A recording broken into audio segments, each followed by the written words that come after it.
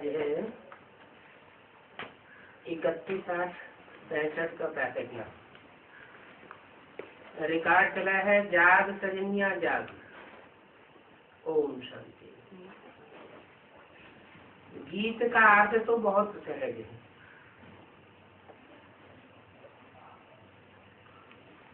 क्योंकि सारी सृष्टि की जो भी आत्माएं हैं उन आत्माओं का साजन है परमपिता परमात्मा शिव। वो जब इस सृष्टि पर आता है तो सब मनुष्य आत्माओं से लेकर के जो भी आत्माएं हैं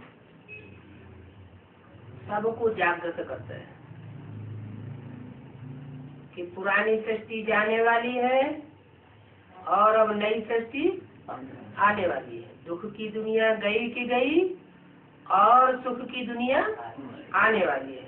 इसलिए हे आत्मा रूपी सजनियों, अब जाग जाओ। अज्ञान की नींद से जागने का समय। ये भी चक्र का अर्थ है। ये सृष्टि रूपी जो चक्र है जिसकी 4 अरें हैं, सतयुग त्रेता द्वापर कलयुग। ये 4 युगों में जो चक्र घूमता है उसका अर्थ है, जो समझते हैं हम इनका अर्थ समझा सकते हैं वो आकर के यहाँ सुना है।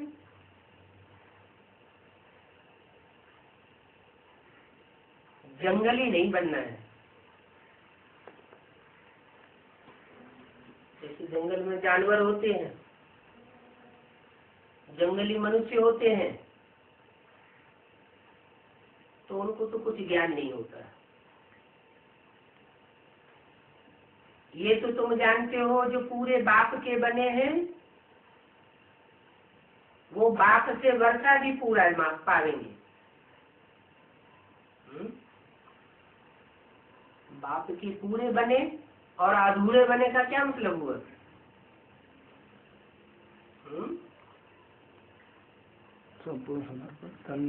हाँ, पूरा माना तन से, मन से, धन से,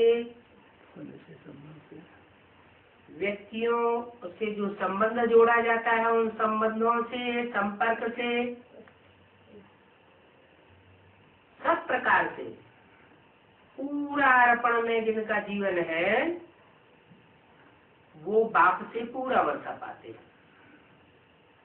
और फिर परसेंटेज में जितना कम अर्पण है उतना परसेंटेज में कम वर्षा पाते। वर्षा क्या चीज है? दुनिया में तो लौकिक बाप का वर्षा होता है, धन संपत्ति प्रॉपर्टी वगैरह। इस तो पारलौकिक बाप का क्या वर्षा है? बेहद का वर्षा है। परमात्मा का अनेक जन्मों की सुख और शांति। हर मनुष्य आत्मा यही चाहती है कि भगवान हमको सुखी रखे, दुख न दे, दुखी न रखे। तो भगवान तो किसी को सुखी और दुख देता नहीं है, न किसी को सुखी रखता है न किसी को दुखी रखता है। वो तो सिर्फ आकर के सृष्टि पर रास्ता बताता है कि बच्चे अब जागने का समय आ गया, अज्ञान नींद से उठ जाओ और जो मैं तुम्हें ज्ञान देता हूँ उस ज्ञान को धारण करो, तो तुम मेरे से सुख शांति का अनेक जन्मों का पूरा वर्षा प्राप्त कर लेंगे। उसका तरीका बताया, जितना तुम बाप की श्रीमत पर अर्पण में होंगे उतना तुमको वर्षा मिलता जाएगा।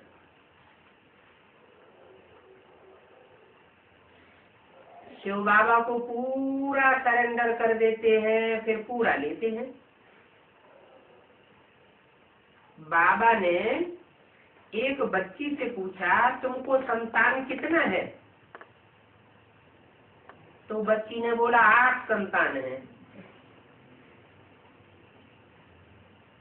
तो ब्राह्मणी तुरंत बोली, नहीं बाबा, इनको 7 बच्चे हैं। ब्राह्मणी ने करेक्शन कर दिया, क्या ये भूल गई है, इसको 7 बच्चे हैं। तो हम तो समझ गए कि बच्ची तो ठीक बोलती है, लेकिन ब्राह्मण तो सन्यासी है, उसकी बुद्धि में तो बैठता नहीं है कि जो भी माताएं हैं वो माताओं को बाप वर्षा देते हैं इस आधार पर कि वो कितनी समर्पित है। माता का काम होता है परिवार का पोषण करना समान रूप से। तो 7 बच्चे वाली माता, उसने एक बच्चा शिव बाबा को भी बनाया हुआ है। तो बाबा तो समझते हैं कि बच्ची ठीक बोलती है, क्योंकि वारिस तो बनाना है ना बाबा को। शिव बालक है माता का, बलि करना है, बाप फिर बच्चे पर बलि करते हैं। ये है ईश्वरीय काली। इन बातों को जंगली जानवर मनुष्य नहीं समझ सकते। ये तो बच्चे समझ गए हैं, इनको वारिस बनाने से रिटर्न में 21 जन्म का वर्षा पूरा लेते हैं। इनको वारिस बनाने से शिव बाबा को जो माताएं वारिस बनाती हैं तो शिव बाबा से पूरा 21 जन्म का वर्षा लेती है। बाकी 63 जन्म का फिर उतना ही वर्षा मिलता है जितना यहाँ अर्पण में होते हैं, जितना यहाँ पुरुषार्थ करते हैं। वो अर्पण में और पुरुषार्थ के संस्कार जो है वो द्वापर कलयुग के 63 जन्मों में हर मनुष्य आत्मा के साथ जाते हैं। तो वहाँ हर जन्म में जितना जितना जैसा जैसा आत्मा अच्छे या बुरे कर्म करती है वैसा वैसा प्राप्त सुख शांति होती जाती है। तो सारा मदार इन 21 जन्मों के ऊपर है। 21 जन्मों का पुरुषार्थ इस अंतिम जन्म में करते हैं। जैसे अरविंदो घोष का आश्रम है अथवा आनंदपुर वाले हैं, वहां जाकर के मनुष्य बैठते हैं, परंतु उन बैठने वालों को रिटर्न में तो कुछ भी मिलता नहीं है, धूल भी नहीं। यहाँ तो बाप आया हुआ है, गाया भी हुआ है तेरे पर बलिहार जाऊंगी। वारी जाने का अर्थ भी कोई समझते नहीं है, बुद्धू है। वारी जाना माना न्यौछावर करना। भक्ति मार्ग में न्यौछावर करते हैं ना, ऐसे न्यू न्यू करके और दान दे देते हैं ब्राह्मण को। तो वारी जाने का अर्थ अर्पण होना। तो बोला अर्थ को भी समझते नहीं है, बुद्धू है। जैसे बाप बच्चे पर बलि चढ़ते हैं, यहाँ फिर बच्चे बाप पर बलि चढ़ते हैं। बलि चढ़ते हैं तब बाप पर का देते हैं। ये हिसाब फिर ऐसा है, इस जन्म में तुम बलि चढ़ते हो, फिर 21 जन्म के लिए बाप बलि चढ़ते हैं। बच्चा कोई बाप पर बलि चढ़ते नहीं है, बाप बलि चढ़ते हैं। सारी जिंदगी की कमाई हुई कमाई, जो भी प्रॉपर्टी कमाई बाप ने माँ बाप ने, वो अर्पण कौन करता है? बच्चा करता है कि बाप अर्पण करता है? बाप बलि चढ़ता है। बच्चा कोई बाप के ऊपर बलि नहीं चढ़ता है। ये कायदा है। गाते भी हैं मेरा तो एक दूसरा न कोई, न मामा न चाचा कोई भी नहीं, मेरा शरीर मेरे माता पिता, ये तो सब शारीरिक संबंध है। इनसे तो कोई गारंटी नहीं कि एक जन्म के लिए भी प्राप्ति हो या न हो। बाप तो है निराकार, आत्मा भी है निराकार। तो हम एक निराकार बाप पर ही बलि चढ़ते हैं। बाप से जरूर 21 जन्मों का राज्य लेंगे, और लेंगे भी वो जो अपन को देखें कि हम कितना बलि चढ़ते हैं। हम पूरे बलि चढ़ते हैं, ये है दिल की बात, कोई जोर जबरदस्ती की बात। ये जोर जबरदस्ती की बात नहीं है। गृहस्थ व्यवहार में रहते, गृहस्थ का पालन करते हुए तुमको बलि करना है। ऐसे नहीं कि बाल बच्चों को छोड़ करके बाबा के पास आकर के बैठ जाना है, पत्नी बाल बच्चों को दुख दे देना है, उनको आरफन बना देना है। नहीं, वो भी तो बाबा के बच्चे हैं, उनका भी तो कल्याण करना है। तो अर्जुन मिसल घरगस्त व्यवहार में रहते, घरगस्त का पालन करते हुए तुमको बलि चढ़ना है। बाप कहते हैं ग्रस्त व्यवहार में भले रहो, परंतु कमल फूल समान पवित्र बनो। बुद्धि में ये याद रखो कि हम 84 जन्म कैसे लिए। अब फिर बाप के आए बने हैं, बच्चों आदि सबकी संभाल करनी है, परंतु बुद्धि में ये रहे ये सब दुनिया जो इन आंखों से देखते हैं, सारी दुनिया कब्र दाखिल होनी है।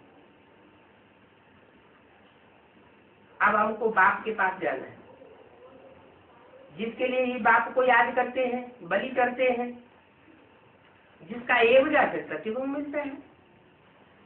गृहस्थ व्यवहार में तो रहना है, रहते हुए बलि चढ़ो, बाबा ये सब कुछ आपका ही दिया हुआ है, हम ट्रस्टियों पर संभाल रहे हैं।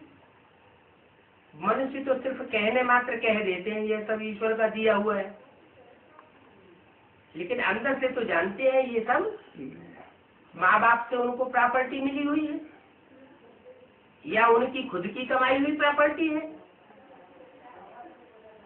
तो कह देते हैं सब ईश्वर ने दिया है। बच्चा पैदा हुआ कहेंगे ईश्वर की देन है।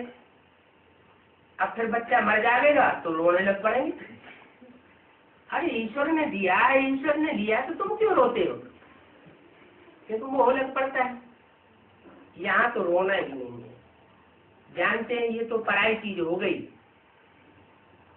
जिसके थे उनके हो गए, चीज तो उनकी है जिसने दी है, हम उनके डायरेक्शन अनुसार गृहस्थ व्यवहार को संभाल रहे हैं। तो बाबा से श्रीमत लेनी है, ये तो सहज बात है ना। बाप ऐसे तो नहीं कहते हैं कि जमीन अगर आपके पास है तो सारी जमीन हमको लाकर दे दो। ये तो एक किस्म का संन्यास हो गया। तुमको तो इस पुरानी दुनिया से नई दुनिया में जाना है। वो सन्यासी ऐसे नहीं समझते, वो तो जरूर घर बार छोड़ देते हैं। ये तुम अभी जानते हो कि हम नई दुनिया में जाते हैं, पुरानी दुनिया को बुद्धि से भूलते जाते हैं। ये समझने की बात है ना। जब सब कुछ छोड़ बाप के पास, जब सब कुछ छोड़ बाप के पास आकर बैठे तो उसका भी नियम है। जिसके बाल बच्चे न हो, पति न हो, कोई बंधन न हो, वो बाप के पास आकर बैठ सकते हैं। नहीं तो यहाँ कहाँ आकर के इतने सब बैठेंगे। हाँ, अंत में सब आकर बाप के पास बैठे। क्या मतलब हुआ? अंत कब होगा? स्टेज में आएंगे। हाँ, कहाँ बैठेंगे जाके? बीज रूप स्टेज में आएंगे तो कहाँ जाकर बैठेंगे? माउंट आबू में जाकर बैठेंगे। हाँ हाँ, अंत में आकर के सभी बैठेंगे। जब विनाश शुरू हो जाएगा दुनिया में, हाहाकार शुरू हो जाएगा, तो चाहे सब कुछ त्याग कर जो बाप के सरेंडर हुए बच्चे हैं अथवा जो घरगस्त में रहते हैं, श्रीमत पर चलते हैं, वो सब आकर के बाप के पास आकर बैठेंगे, अंत में आकर बैठेंगे। अच्छा, अभी बाप के पास बैठे हुए नहीं है, अभी मन बुद्धि से, और उस समय शारीरिक रूप से बाप के पास बैठेंगे, शरीर सहित वहाँ बैठेंगे, शरीर सहित बच्चे बैठेंगे, बाप शरीर सहित नहीं होगा। सेंटर ऑफ अट्रैक्शन है, बाप भी होगा और बच्चे भी होंगे और इंसान भी होगा। तो अंत में आकर सब बैठेंगे। जो जो रहने वाले होंगे वो आकर के रहेंगे सृष्टि के लिए। क्या जो जो रहने वाले होंगे, क्या मतलब हुआ रहने वाले का मतलब, माना नई दुनिया में जिन जिन को रहना होगा वो सब वहां जाकर के सेफ्टी में बाबा के पास बैठेंगे, सेफ्टी में रहेंगे। उस समय तो दुनिया में मारा मारी आदि हंगामा बहुत हो जाता है, इसलिए वहां जाकर बैठेंगे कि दुनिया में तो मारा मारी हंगामा बहुत हो जाएगा, वहां तो सारी दुनिया में वाइब्रेशन ही ढेर सारा बिगड़ जाएगा। बाप के पास तो शांति लगी पड़ी होती है। बाप का घर कौन सा है? शांति धाम। न वहाँ सुख की आस न वहाँ दुख मिलता है, वहाँ तो शांति ही शांति है, तपस्या ही तपस्या है। तो ये हंगामा होना ही है और विनाश तो होना ही है। इन बातों को दूसरा कोई भी नहीं जानता।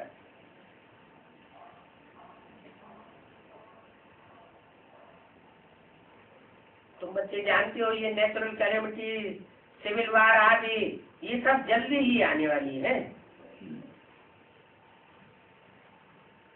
पिछाड़ी में तुमको बहुत खुशी रहेगी। क्यों? हमको क्यों खुशी रहेगी? परमात्मा की पालना अभी नहीं मिल रही है, अभी दूर दराज है थोड़े है। आता है अंदर से कि हम बाबा के पास क्यों नहीं, हम क्यों ये बंधन में बंधे हुए हैं, लेकिन उस समय बाबा के पास होंगे।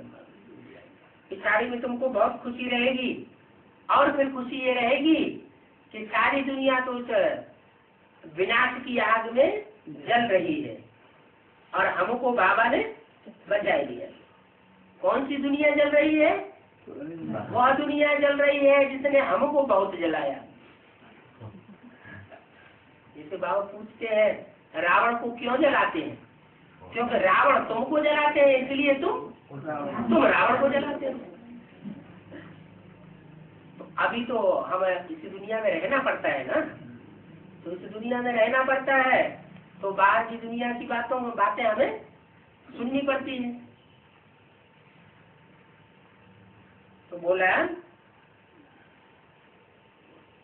तुम बच्चों को बहुत खुशी रहेगी, साक्षात्कार आदि सब होते रहेंगे। तो जो नए बच्चों ने देखा वो बागंती वालों ने नहीं देखा, क्या है? जो नए नए बच्चे आए और पुराने जो भाग गए, तो नए नए जो आए उन्होंने देखा, भागने वालों ने नहीं देखा। ऐसे ही अंत में भी होगा। ये ज्ञान की बातें हैं। वो लोग तो शास्त्र ही पढ़ते रहते हैं, तो उनकी बुद्धि में शास्त्र याद पढ़ते रहेंगे। कौन लोग? दुनिया वाले, बाहर की दुनिया वाले, ब्राह्मणों की दुनिया वाले। वो ब्राह्मणों की दुनिया में जो कागज के पत्ते हैं वो ही पढ़ते रहते हैं। तो जो कागज के पत्ते माने शास्त्र पढ़ते रहते हैं तो उनकी बुद्धि में शास्त्र ही याद पढ़ते हैं। जो शास्त्रों में गुह्य राज है वो तो भगवान स्वयं बात आकर के सुनाते हैं। उन राजों को कोई और मनुष्य मात्र सुना ही नहीं सकता। गीता में भी लिखा हुआ है गुह्य से गुह्य राज मैं आकर के तुम बच्चों को सुनाता हूँ। हे अर्जुन, तू अपने जन्मों को नहीं जानता, मैं तेरे को बताता हूँ। तो उनको तो शास्त्र ही याद पड़ते रहेंगे। तो वो कहेंगे हमको शिव बाबा ने जो समझाया है हम वो सुनाते हैं। वो क्या कहेंगे? हम शास्त्र पढ़ते हैं, हमें शास्त्रकारों ने जो शास्त्र दिए हैं हमारे पास उनका ज्ञान है। तुम कहेंगे हमको शिव बाबा ने जो समझाया सो सुनाते हैं, हम शास्त्रों की बात नहीं सुनाते हैं। परम पिता परमात्मा शिववंशी तो सब है ना, हम शिववंशी है ये तो सबको पता होना चाहिए। क्या हम शिववंशी है? शिववंशी माना शिव से पैदा हुआ, शिव लोग शिव से पैदा हो, शिव से बिंदु से कैसे पैदा हो जाए? ब्रह्मा द्वारा हम शिववंशी हैं, ये तो सबको पता होना चाहिए। ऊपर में लिखा ही होता है परम पिता परमात्मा शिववंशी। फिर प्रजापिता ब्रह्मा कुमार कुमारी 31-65 की वाणी का दूसरा पेज। ईश्वरीय विश्वविद्यालय है, वो शिव बाबा ही ब्रह्मा द्वारा पढ़ाते हैं। मीडिया कौन है पढ़ाने वाला? ब्रह्मा। लिखत आदि में भी करेक्शन होती रहती है। क्या क्या करेक्शन होती रहती है? पहले था ओम मंडली नाम, बाद में क्या नाम पड़ा? बाद में ओम मंडली खलास हुई, उसकी जगह नाम पड़ा, जब से ब्रह्मा को अपने स्वरूप की स्मृति आई तो ब्रह्मा कुमारी ईश्वरीय विश्वविद्यालय नाम पड़ा। फिर बाद में क्या नाम पड़ा? प्रजापिता ब्रह्मा कुमार कुमारी। तो ये करेक्शन होती रहती है, लिखत आदि बदलती रहती है। प्रजापिता ब्रह्मा कुमार कुमारी नाम पड़ा। फिर बाद में वाणी में ये भी बोल दिया कि तुम बच्चे वह शब्द हटा करके आध्यात्मिक ईश्वरीय विश्वविद्यालय लिख देना। क्या? गॉडली स्पिरिचुअल यूनिवर्सिटी लिख देना। अगर नहीं लिखेंगे वो तुमसे लड़ेंगे, ये भी बोलती है। तो उस लिखत के आधार पर फिर चेंज करनी पड़ती है।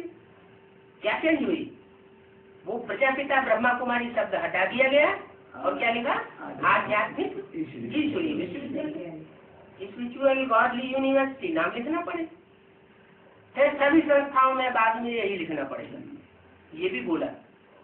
तो बोला ये करेक्शन होती रहती है। नीचे फिर लिखते हैं राजसूय अश्वमेध रुद्र ज्ञान यज्ञ।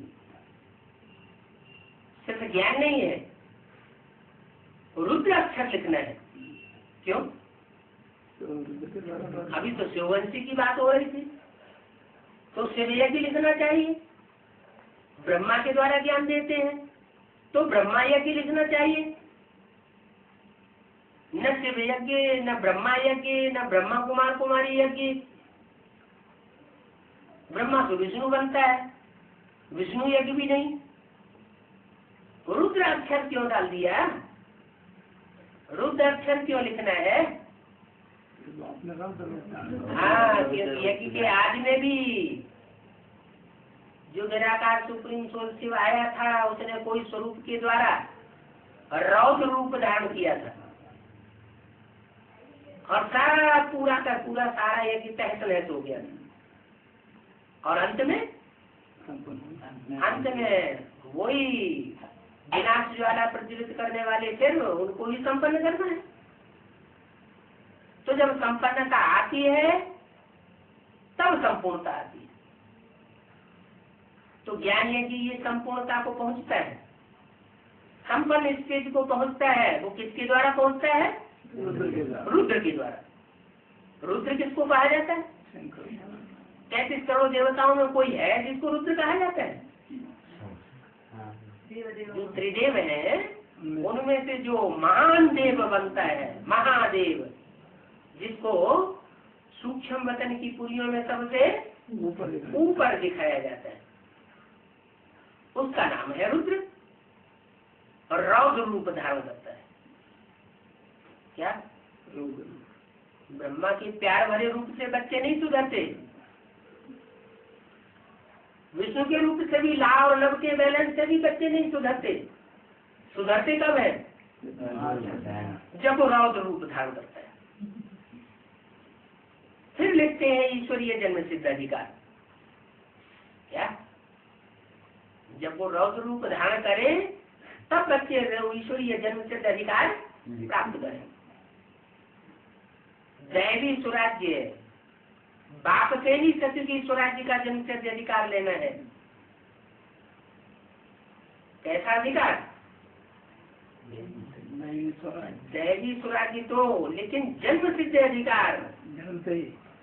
हाँ, जब जन्म होता है बच्चे का तो जन्म से ही दुनिया कहती है ये बच्चा उस बाप की प्रॉपर्टी का मालिक है।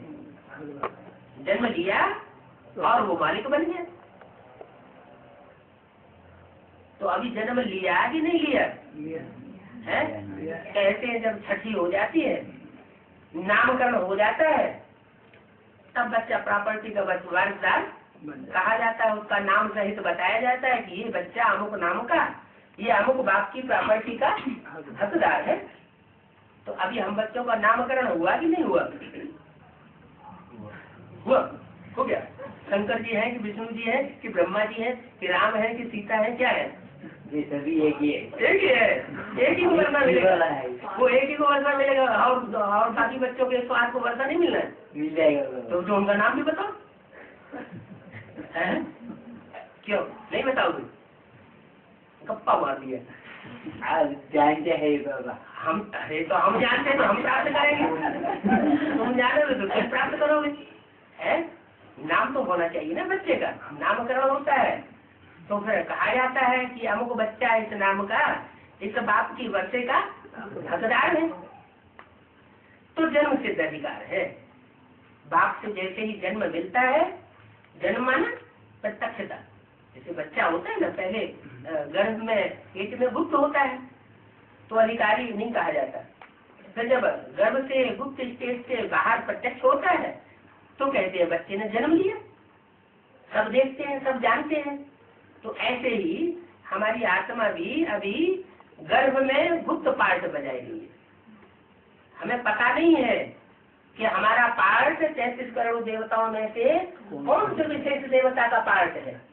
तो जब तक हमें पता ही नहीं है, या दुनिया वालों को पता नहीं है, या कोई को पता नहीं है, क्योंकि जन्म होता है तो पहले दुनिया को पता चलता है कि पहले परिवार वालों को पता चलता है, नजदीकियों को पता चलता है, नजदीकियों को पता चलता है, फिर गांव मोहल्ले वालों को पता चलता है, फिर और दूर दराज के लोगों को भी पता चल जाता है।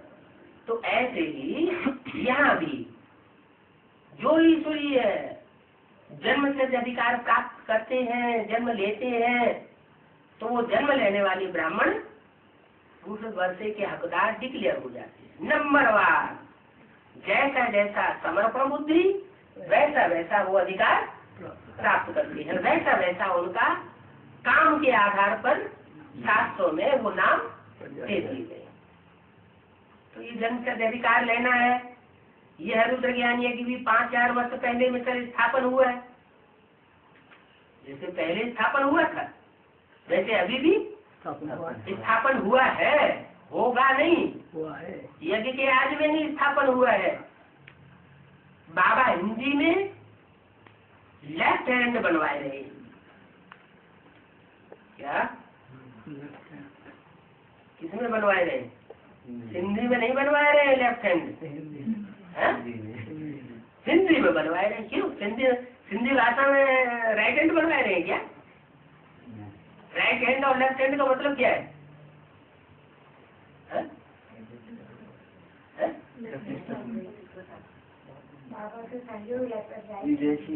शिव बाबा की 3 मूर्ति बच्चे, ब्रह्मा विष्णु शंकर। उसमें ब्रह्मा हो गया राइट हैंड क्योंकि प्यार से काम लेता है, और शंकर हो गया लेफ्ट हैंड क्योंकि प्यार से सुधरते नहीं, को धर्मराज की मार देनी पड़ती है। तो बाबा हिंदी में लेफ्ट हैंड बनवाए रहे हैं। ये लेफ्ट हैंड कब बन के तैयार हो गया? 76 में बन के तैयार हो गया। जब वाणी ये बोली जा रही थी तब तो नहीं, उस समय नहीं था। उस समय सिर्फ 10 साल की घोषणा कराई जा रही थी। क्या? आने वाले 10 वर्षों में पुरानी दुनिया का विनाश और नई दुनिया की स्थापना होगी। तो बाबा हिंदी में लेफ्ट हैंड बनवाए रहे हैं, न अंग्रेजी में बनवाए रहे हैं, न सिंधी भाषा में, न कोई दूसरी भाषा में। कौन सी भाषा में लेफ्ट हैंड बनवाए रहे हैं? हिंदी भाषा में लेफ्ट हैंड बनवाए रहे। हिंदी देख और भी सब खुश होंगे, क्योंकि सिंधी सारे हिंदुस्तान में तो फैले हुए नहीं। ऐसी कौन सी भाषा है जो सारे हिंदुस्तान में फैली हुई है? हिंदी भाषा फैली हुई है। और भारत में भगवान आते हैं, तो जो भारत में भगवान आते हैं तो भगवान को कौन सी भाषा बोलनी चाहिए जो भारत के लोग जल्दी समझ सके? हिंदी बोलनी चाहिए। तो हिंदी देख करके और भी खुश होंगे। अच्छा, अब इस गीत का अर्थ है जो कर सके वो सामने आए। कौन से अर्थ गीत का? जाग सजनिया जाग। लेफ्ट हैंड के साथ शास्त्र को क्यों जोड़ दिया है? या बाबा की वाणी का प्रसंग ही कट कर दिया गया? प्रसंग कट नहीं होता है। ऐसे समझते हैं कि बाबा कभी खेत की बात बोलते हैं, कभी कल्याण की बोलते हैं, बाबा की तो लहर है। लेकिन ऐसे नहीं, लेफ्ट हैंड की बात कर रहे हैं और लेफ्ट हैंड की बात करते करते गीत की बात के साथ उसको जोड़ दिया कि इस गीत का अर्थ जो कर सके वो आए बताए कि जाग सजनिया जाग। तो सजनिया कब आके बनाते हैं? वो तो यदि कि आग से ही सजनिया बनती है, क्योंकि बिंदु बिंदु आत्माओं के साथ बिंदु का जो बिंदु बिंदु आत्मा है वो सुप्रीम सोल बिंदु का कनेक्शन तो सिर्फ बाप का है, दूसरा कोई संबंध बनता नहीं। जब शरीर में प्रवेश करते हैं, प्रजापिता ब्रह्मा में प्रवेश किया तो दूसरे दूसरे संबंध बनते हैं। तो बोला कि जाग सजनिया जाग, इसका जो अर्थ कर सके जो बताए। जाग सजनिया क्या यज्ञ के आज से ही जागरण होता है? नहीं बस यज्ञ की आज से ही तो जागरण नहीं होता, उस समय तो फाउंडेशन पड़ता है साक्षात्कारों का, भक्ति का फाउंडेशन पड़ता है। स्वप्न और साक्षात्कारों के आधार पर मनुष्य आत्मा ज्ञान में खिंची थी, लेकिन बाद में जब ब्रह्मा के तन में वाणी सुनाते हैं, उस वाणी का जो गुह्य अर्थ है वो टीचर के रूप में जब बाप आकर के समझाते हैं तब बताते हैं कि ये जाग सजनिया जाग किस समय की बात है? उस समय तो ब्रह्मा का पार्ट था, माँ का पार्ट, जो माँ है उसके साथ तो कोई सजनी का संबंध होने की बात ही नहीं है। लेकिन जब वो बाप प्रत्यक्ष होता है बाप के रूप में, तब कहा जाता है कि मैं तुम्हारे पतियों का भी पति बन करके आया हुआ। ये एक जन्म की बात नहीं है। जिस साकार में प्रवेश करते हैं, जिस हीरो पार्टधारी में प्रवेश करते हैं, उस हीरो पार्टधारी के द्वारा परमात्मा बाप आकर के ये संबंध जुड़वाते हैं। तो जाग सजनिया जाग, इस गीत का जो अर्थ कर सके वो आगे है। 4-5 माताओं ने बाप दादा के आगे इस गीत का अर्थ किया। बाप दादा साथ साथ हर एक पॉइंट पर करेक्शन एडिशन भी करते समझाए रहे थे। क्या समझा रहे थे? ये पुरानी दुनिया छोड़नी है। कोई कन्या सजनी बनती है तो उसे क्या करना पड़ता है? पुरानी दुनिया को छोड़ना पड़ता है। तो सन 76 में बाप के रूप में प्रत्यक्ष होता है तो क्या करना पड़े? को आना पड़े। जो ब्राह्मणों की पुरानी दुनिया है वो छोड़नी पड़े। इसलिए आज से 3-4 साल पहले की एक अव्यक्त वाणी में बाबा ने बोल दिया कि अभी तो ये समर्पण समारोह मना रहे हो, लेकिन आगे चल करके दूसरी बार भी समर्पण समारोह मनावेंगे। इसका मतलब क्या हुआ कि अभी जो ब्रह्मा कुमार कुमारियां समर्पित हो रहे हैं वो लास्ट समर्पण नहीं है, क्योंकि जिसके प्रति समर्पण होना है वो तो सामने है ही नहीं। तो समर्पण होना न होना बराबर की बात हो गई। आगे चल करके जब समझेंगे तब समर्पित होंगे। तो बोला ये पुरानी दुनिया छोड़नी है और अभी नई दुनिया में जाना है। क्या कहा? पुरानी छोड़नी है और नई में जाना है। पुरानी दुनिया छोड़नी है और नई दुनिया में जाना है। और अभी ये जो लास्ट अव्यक्त वाणी चली है इसमें एक बात और कह दी, न्यू वर्ल्ड की सौगात बाप दादा ने तुम बच्चों को दी है, देंगे नहीं, दी है। इसका मतलब कोई न कोई छोटे रूप में न्यू वर्ल्ड की फाउंडेशन बाप दादा ने डाल दी है। और फिर ये भी पूछा अव्यक्त वाणी में, पूछा कि तुम उस नई दुनिया में जाना आना करते हो या नहीं करते हो? मतलब जो भी नया संगठन फाउंडेशन रूप में तैयार हो रहा है, कुछ बच्चे ऐसे हैं जिन बच्चों से अव्यक्त वाणियों में 2 साल से बात कर रहे हैं। किन बच्चों से बात कर रहे हैं? अष्टदेवों से बात कर रहे हैं, उन बच्चों का उस नई दुनिया के फाउंडेशन रूपी नए किले में जाना आना भी होता रहता है। तो बोला नई दुनिया में जाना है, माना जब ये वाणी चल रही थी उस समय नई दुनिया में जाने की बात नहीं थी। ऐसे नहीं कि 68 में बाबा ने शुरू शरीर छोड़ दिया तो कोई दीदी दादी दादा है सुखधाम में या शांति धाम में चले गए। ईंटों का सुखधाम और शांति धाम बनाने से कोई नई दुनिया नहीं हो जाती। अभी तुम बच्चों को नई दुनिया में जाना है। नई दुनिया में क्या था वो अभी बतलाना। क्या था? नई दुनिया में क्या होगा? एक का राज्य होगा। नई दुनिया में राज्य किसका होगा? एक का राज्य होगा, एक मत होगी, एक भाषा होगी, दूसरी कोई भाषा तो करेक्शन ही नहीं, बोलना ही नहीं, लेन देन ही नहीं करना, जो कानों में फुसफुसाहट करनी पड़े किसी से छुप करके। तो एक धर्म, एक राज्य, एक भाषा, एक मत, ऐसी नई दुनिया होती है। तो नई दुनिया में क्या था वो अभी बतलाना है। ऐसी दुनिया में फिर सुखी सुख होता है। सती की सूर्यवंशी राजधानी थी। क्या? किसके वंश की राजधानी थी? जो साक्षात ज्ञान सूर्य का पार्ट बजाने वाला है उसके वंश की राजधानी थी।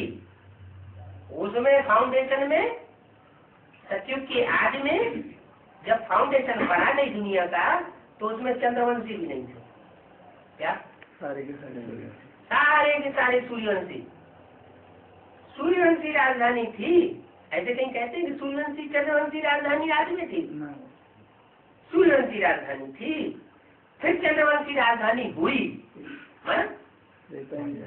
जब विष्णु का राज्य प्रत्यक्ष होगा तब सूर्यवंशी और चंद्रवंशी दोनों इकट्ठे होंगे।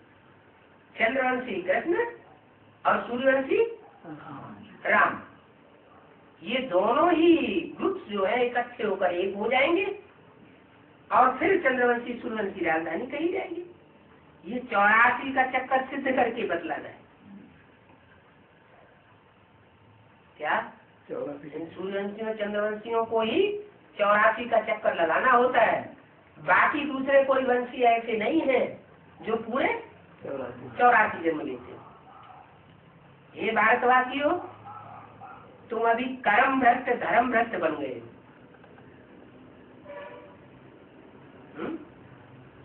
कर्म भ्रष्ट माना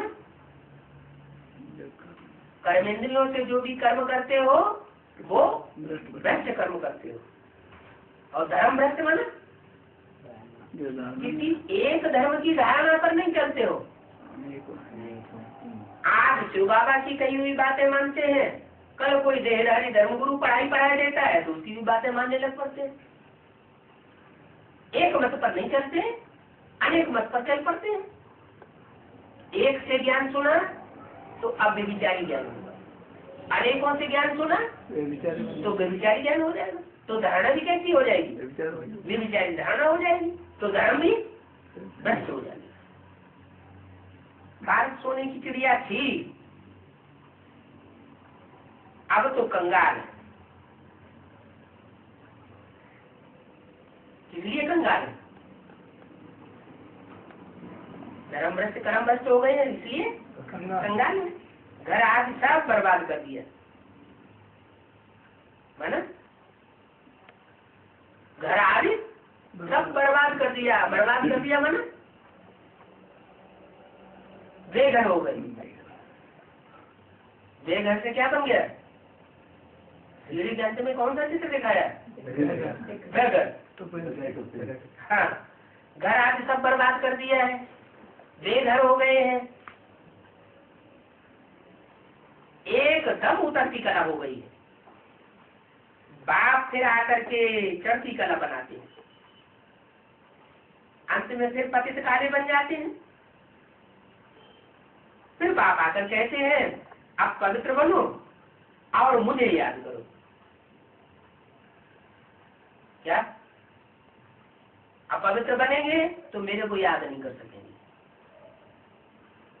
ये तो गृहस्थ जीवन का अनुभव है ना। हाँ, जब पतितपना होता है, शक्ति क्षीण होती है, तो बुद्धि भ्रष्ट हो जाता है। भ्रष्ट हो जाती है। भ्रष्ट बुद्धि में फिर मिट्टी का पात्र होने के कारण ज्ञान नहीं- शेरनी का दूध है वो ठहरता नहीं, ज्ञान सारा हो जाता है।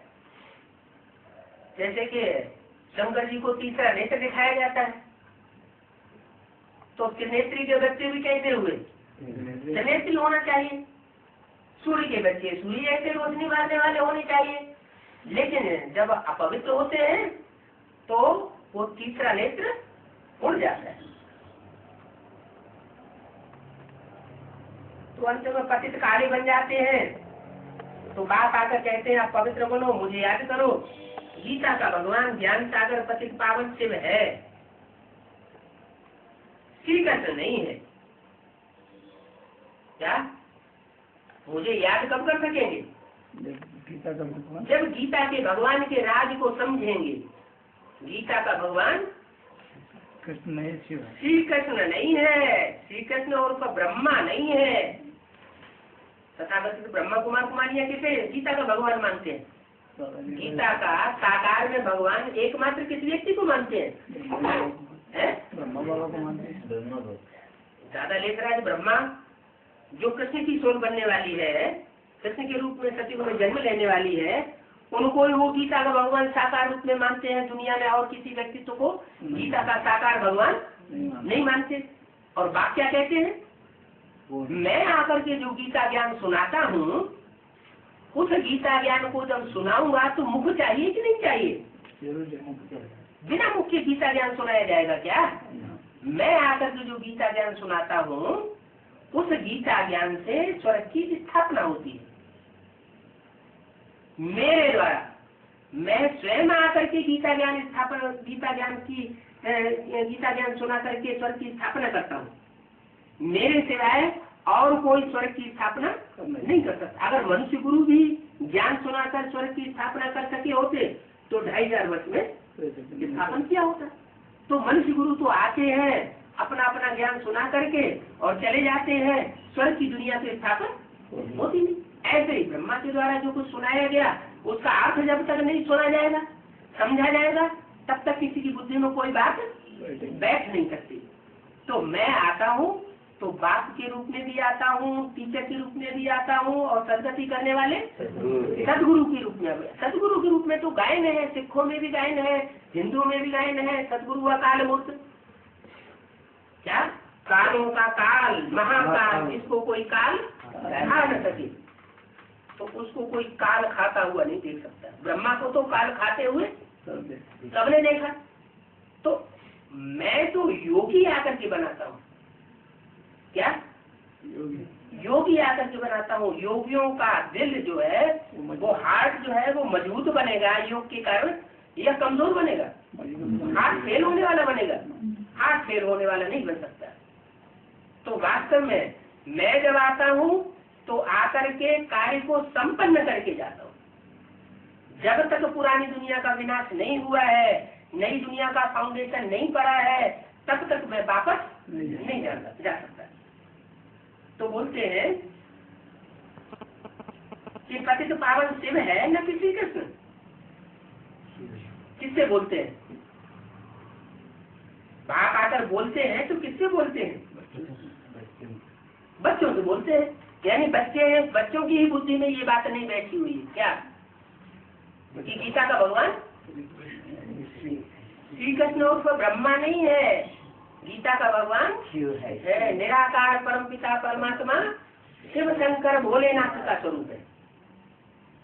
वही गीता का भगवान है जिसकी मूर्तियां सारे विश्व में बनाई गई हैं, पूजी जाती हैं, मंदिर बने हुए हैं। विष्णु के और शंकर के मंदिर हैं यादगार में, ब्रह्मा के मंदिर नहीं है। अगर है भी एक दो तो उनमें पूजा नहीं होती। पूजा किसकी होती है? जो संपूर्ण देवताओं समान पवित्र बनता है उसकी पूजा होती है। जो कार्य अधूरा करके छोड़ गया उसकी पूजा, दुनिया उसको पूजा नहीं करती है। तो बोला हम शिववंशी सब हैं। फिर ब्रह्मा द्वारा पहले ब्राह्मण रचे जाते हैं। ऐसे ऐसे समझाने की प्रैक्टिस करनी चाहिए। बाबा ने कह दिया है जो किसको अच्छी रीति समझाए, प्रैक्टिस कराए, होशियार बना देंगे, उनको हम इनाम देंगे। किनको इनाम देंगे? हाँ, पहले ये बात किसी को समझाए कि गीता का भगवान श्री कृष्ण नहीं है, श्री कृष्ण तो रचना है, सतयुग का पहला प्रिंस है। वो आत्मा किसी को वर्षा देने वाली नहीं है सुख शांति का। सुख शांति का वर्षा देने वाली तो एक सुप्रीम सोल शिव की आत्मा है। तो ये बात जो अच्छी रीति समझाएंगे, प्रैक्टिस कराएंगे, होशियार बना देंगे, उनको हम इनाम देंगे। गीता के भगवान की पहेली हल नहीं कर सकते, खुद नहीं समझी हुई है, तो दूसरों को समझा ही नहीं सकेंगे। बाबा की मुरली तो सब सेंटर वाले सुनेंगे। क्या कहा है? बाबा की मुरली तो सब सेंटर वाले सुनेंगे। और फिर एक मुरली उनका आगे चल करके लाखों करोड़ों की तादाद में सेंटर्स हो जाएगा। क्या अभी लाखों की तादाद में सेंटर्स हैं? एडवांस और बेसिक तो दोनों को मिला के हैं? नहीं, लेकिन बोला लाखों करोड़ों की तादाद में मुरली छपने लग पड़ेगी और लाखों की तादाद में तुम्हारे सेंटर्स भी हो जाएंगे।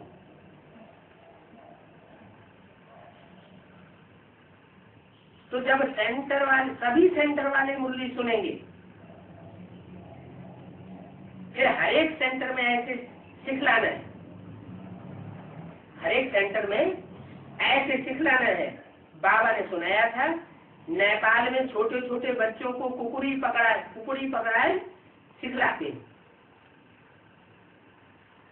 कुकुरी कहते हैं छोटी सी खंजर जो है छोटे बच्चों को पकड़ाए देते हैं, तो कहते हैं जानवर को मारो। छोटा मुर्गी का बच्चा दे दिया, इसको मारो, उसको मारना सिखाते हैं। वो तो भक्ति मार्ग की बात है। वास्तव में है ज्ञान कटारी से किसी को अर्पण कराना। ऐसी ज्ञान कटारी लगाए जो वो अर्पण में बन जाए, ईश्वरीय सेवा में अपने सारा तन मन धन समय संपर्क संबंध सारा अर्पण कर दे। तो बाबा ने सुनाया था नेपाल में छोटे छोटे बच्चों को भी कुकुरी पकड़ाए सिखलाते हैं। आगे तो मनुष्यों की बलि चढ़ाते थे। पहले 1000-2000 साल पहले जब महात्मा बुद्ध आए थे, उस समय पहले बहुत हिंसा होती थी अर्पण कराने के नाम पर। वो तो भक्ति मार्ग में होता था। यहाँ तो हिंसा की बात नहीं है।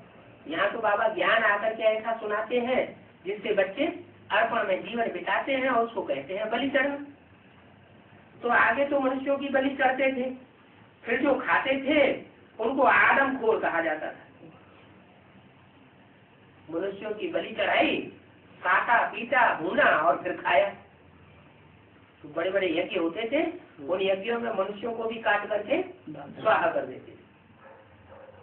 तो आगे तो आदमखोर होते थे, वो भोग बांटते थे। मनुष्य को बांट कर वो मनुष्य को काट के भून के पका के उसका मांस और फिर बांटा जाता था। आदम मनुष्य की बलि चढ़ाना और उनको खाना। वो भोग बांटते थे, टुक्कड़ करके सबको खिलाते थे। भक्ति मार्ग में बड़ी खराब रस्म थी। क्या फिर गवर्नमेंट ने आकर के ये सब बंद कर दिया। उस समय गवर्नमेंट भी कौन सी थी? अंग्रेज गवर्नमेंट थी, क्रिश्चियन गवर्नमेंट थी। क्रिश्चियन और क्राइस्ट की क्रिश्चियन क्राइस्ट और कृष्ण की राशि मिलाई जाती है। तो अभी भी जो संगयुगी कृष्ण की गवर्नमेंट तैयार होगी तो वो ये सब जो मनुष्यों को बलि चढ़ाने का धंधा चल रहा है वो सब बंद हो जाएगा। किसके ऊपर बलि चढ़ाया जाता है? भगवान तो है ही नहीं साकार में, प्रैक्टिकल में। किसके ऊपर बलि चढ़ते हैं? हाँ, उनको खाता कौन? आकाश पका के बेदारी गुरु लोग खाते हैं। तो वो सब बंद करवाई दिया गवर्नमेंट ने आकर के, ये सब बंद किया है। बकरा चढ़ाते हैं, बकरा क्या करता है? मैं की आवाज करता है। मैंने ये किया, मैंने वो किया, मैंने वो मेगा प्रोग्राम किया, मैंने कॉन्फ्रेंस की, मैंने ये किया वो किया। तो ये जो मैं करने वाले हैं, जो बड़े बड़े बकरा बकरी, उनकी बलि से चढ़ाई जाती है। कौन सी यज्ञ में? इस रुद्र ज्ञान यज्ञ में फिर उन बकरों की, बेहद के बकरों की बलि चढ़ाई जाती है। हद के बकरों की यहाँ बात नहीं है। फिर घर घर में काटते हैं, उन बकरों को घर घर में काटा जाता है, माना उनका देहाभिमान नष्ट किया जाता है।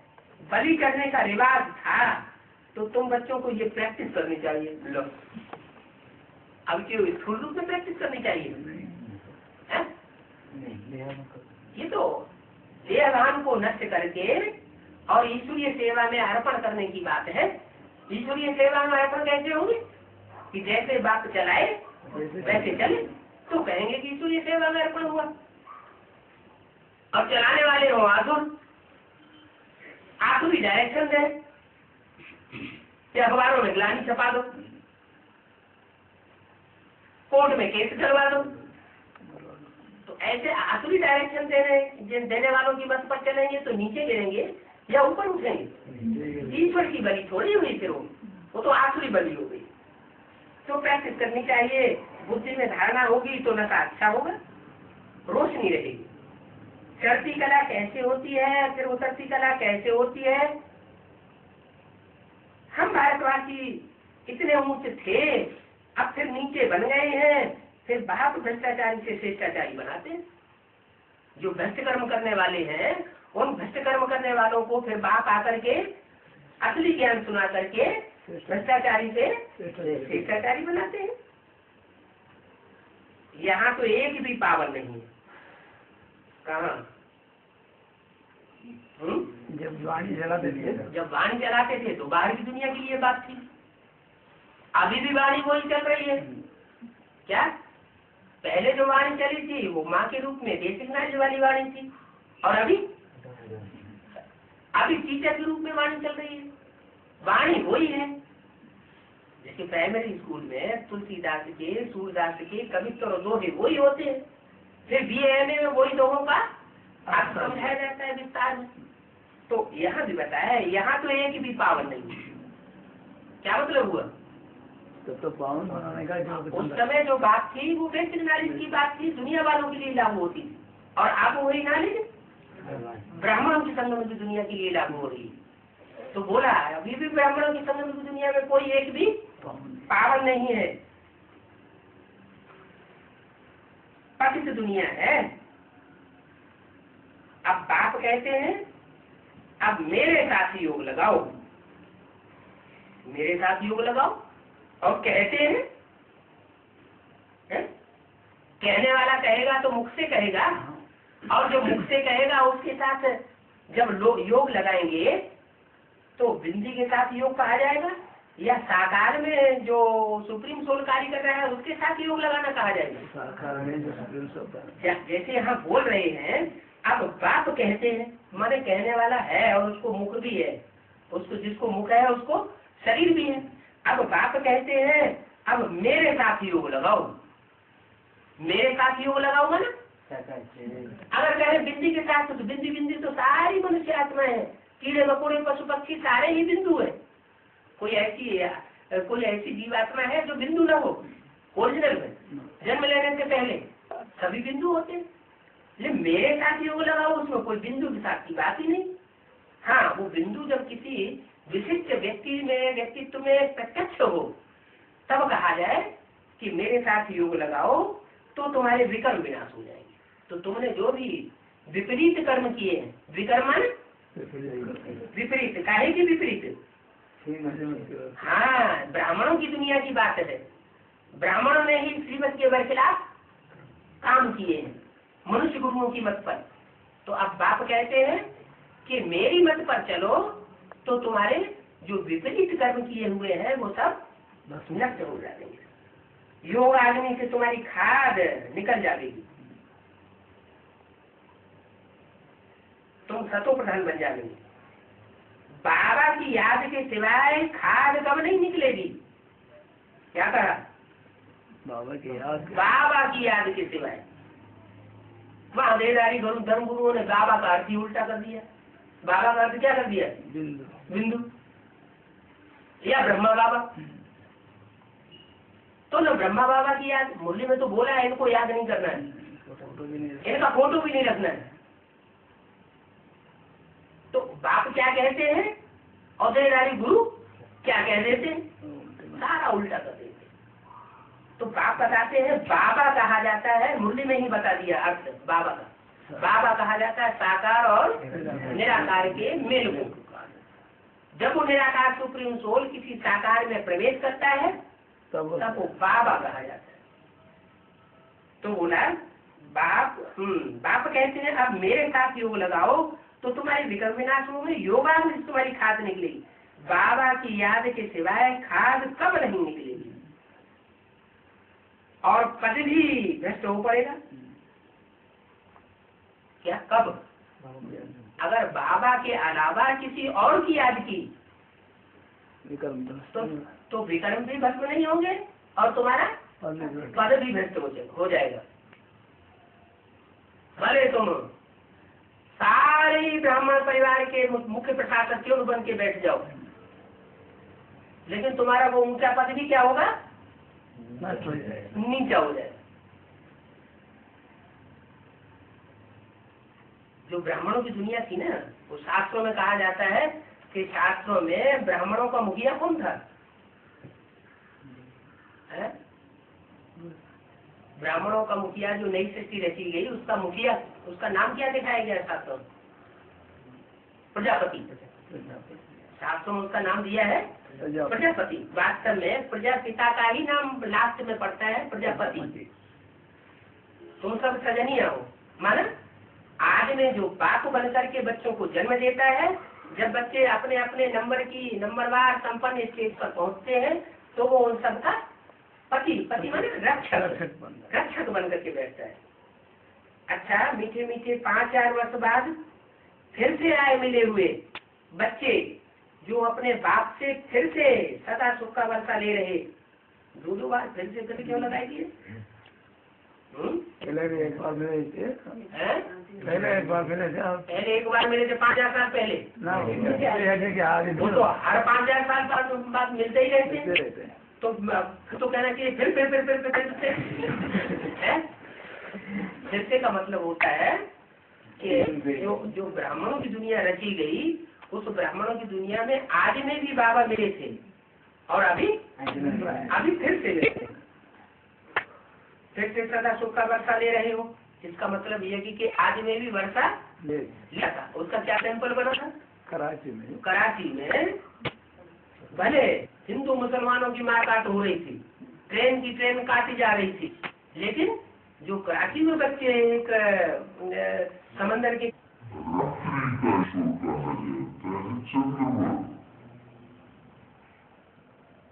चंद्रमा की रोशनी में सितारों का प्रकाश भी चमकता है, सितारे भी रोशनी मारते हैं और सूर्य जब निकलता है तो सितारे सब मर्ज हो जाते हैं सूर्य की रोशनी में। कोई सितारा नहीं रहता, सिर्फ एक की ही रोशनी रहती है। तो एक की रोशनी में रहना अच्छा या अपनी अपनी अलग अलग रोशनी मारना अच्छा? जब एक की रोशनी में रहेंगे तो सत्युग की स्थापना होगी, और जब दुनिया में अनेकों की रोशनी अलग अलग प्रकार की हो जाती है तो दुनिया नरक बन जाती है, दुख की दुनिया बन जाती है। अच्छा, ओम शांति।